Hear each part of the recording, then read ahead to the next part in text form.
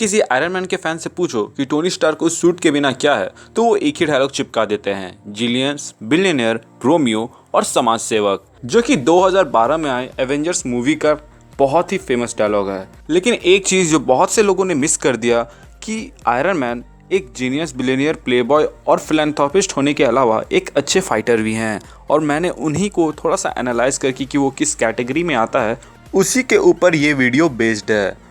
Iron man के suit में ज़्यादातर टोनी स्टार्क रहे हैं और उन्होंने अपने ज़्यादातर फाइटिंग स्टाइल्स उन्हीं के अंदर रह के परफॉर्म किए हैं, इसीलिए शुरुआत उसी से करेंगे। पहली बार जब वो मार्क 1 पहनते हैं तो यहाँ पर वो जिस पंचिंग स्टाइल को फॉलो करते हैं वो जैब की तरह मैच खाता है, लेकिन बल्कि आर्मर होने की वजह से वो उसे ठीक से परफॉर्म नहीं कर पा रहे थे। गुलमेरा में हम एक क्लासिक अपर कट देखते हैं। इसी तरह का अपर कट पंच टोनी स्टार्क ने कल ऑब्सिडियन को दिया था एवेंजर्स इन्फिनिटी वॉर में। वहीं captain America versus iron man के दौरान हम यहाँ पर उनके ऊपर से जो अटैक था, ये क्रॉस कैटेगरी में आने वाला बॉक्सिंग स्टाइल है। कैप्टन अमेरिका सिविल वॉर के लास्ट फाइट के दौरान तो उनके बॉक्सिंग स्किल्स बहुत खुल के हम देख पाते हैं।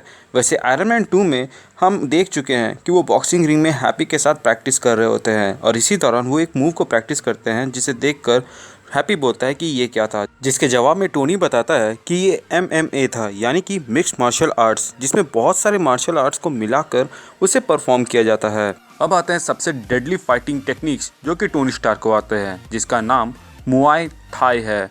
इस टेक्निक को द आर्ट ऑफ 8 लिम्स के नाम से भी जाना जाता है। इस टेक्निक में मेनली फिस्ट, एल्बो और नीज जैसों का इस्तेमाल करके घातक अटैक किया जाता है, जो कि बहुत ही डेडली होते हैं। लेकिन जब ये अटैक्स आयरन मैन यानी कि टोनी स्टार्क आयरन मैन के सूट में रह के करता है तो ये और भी खतरनाक हो जाता है, क्योंकि पैर और हाथ में लगे थ्रस्टर्स उन्हें एक्स्ट्रा पावर अप देते हैं। इस प्लस पॉइंट का सबसे ज़्यादा अंदाज़ा आपको टोनी वर्सेस थॉर, जो कि एवेंजर्स मूवी में हमें शॉर्ट टाइम के लिए दिखाया गया था, उस सीन में होगा जहाँ टोनी अपने थ्रस्टर्स का इस्तेमाल करके थॉर के सीने पे एक किक मारता है और थॉर एक पेड़ को तोड़ते हुए दूर फेंका जाता है। वैसे तो थॉर एक गॉड था, लेकिन टोनी भी इतना थ्रस्टर्स में अपना पावर जनरेट कर लेता है कि उसके एक किक से थॉर इतनी दूर फेंका जाता है। इस फाइटिंग टेक्निक का एक छोटा सा नमूना हम कैप्टन के साथ फाइट सीक्वेंस के दौरान भी देख सकते हैं, और इसका कॉम्बो आपको आयरन मैन 2 के एंडिंग सीन में मिल जाएगा, जहां वो हैमर के रोबोट्स को पंचिंग और इसी तरह नीज और एल्बो से मार रहे थे। किक्स की बात करें तो टोनी ज़्यादातर बेसिक किक्स पे ही डिपेंडेंट रहते हैं। बेसिक किक्स ये जो कि आप लोगों ने आयरन मैन 2 में देखा होगा, जब वो एक किक से इस कार को दूर भेजते हैं, और थैनोस के अगेंस्ट उन्होंने राउंड हाउस किक का इस्तेमाल किया था। रिंग के अंदर भी उन्होंने हैप्पी के अगेंस्ट में साइड किक करके उन्हें बहुत दूर भेज दिया था।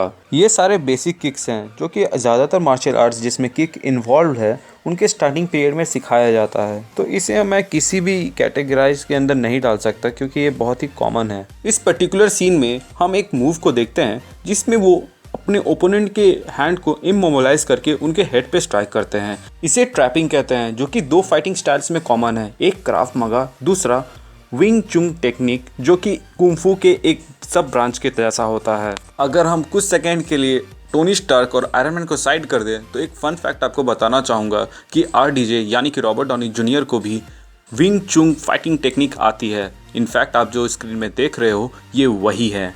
टोनी स्टार्क को शूटिंग का भी अच्छा खासा नॉलेज है, लेकिन इसमें बहुत सारे लोग कन्फ्लिक्ट कर देंगे कि उनके स्क्रीन पे टारगेटिंग सिस्टम फिक्स्ड है, जिसके वजह से वो आराम से ये सब कर पाते हैं, लेकिन उनके हाथों में लगा हुआ रिपल्सर प्लस शूट के बिना भी उन्होंने अपने शूटिंग स्किल्स को साबित किया है। लेकिन आयरन मैन 3 में हम लोगों को पता चला कि वो दूर के टारगेट्स को आराम से शूट नहीं कर पाते हैं, तो हम ये एज्यूम कर सकते हैं कि वो शॉर्ट रेंज में कंफर्टेबल है और लॉन्ग रेंज में उन्हें थोड़ी दिक्कतें होती हैं। इसके अलावा भी टोनी स्टार्क को जूडो की अच्छी खासी समझ है, जो कि हमें आयरन मैन 2 के इस सीन में और आयरन मैन 3 के इस सीन में आराम से पता चलता है, क्योंकि आयरन मैन 2 में उन्होंने सूट पहना हुआ था तो इसका फ़ायदा हम क्लियरली देख सकते हैं, और क्योंकि आयरन मैन 3 में उन्होंने सूट नहीं पहना हुआ था इस सीन में, तो हम क्लियरली देख सकते हैं कि वो कैसे अपने जूडो स्किल्स को परफॉर्म करते हैं। तो गाइज, टोनी स्टार्क उस सूट के बिना भी बहुत कुछ है। वो एक जीनियस के अलावा एक अच्छे फाइटर भी हैं। वो शुरू से ही एक अच्छे फाइटर थे, लेकिन हम लोग उनके सूट में इतने ज़्यादा डूब जाते थे कि कभी सोचा ही नहीं कि वो अपने दुश्मनों को अपने फाइटिंग स्किल से भी मात दे देते हैं। सूट से याद आया कि अगर आप लोगों ने एवेंजर्स इन्फिनिटी वॉर में दिखाए गए मार्क 50 का सूट ब्रेकडाउन नहीं देखा है,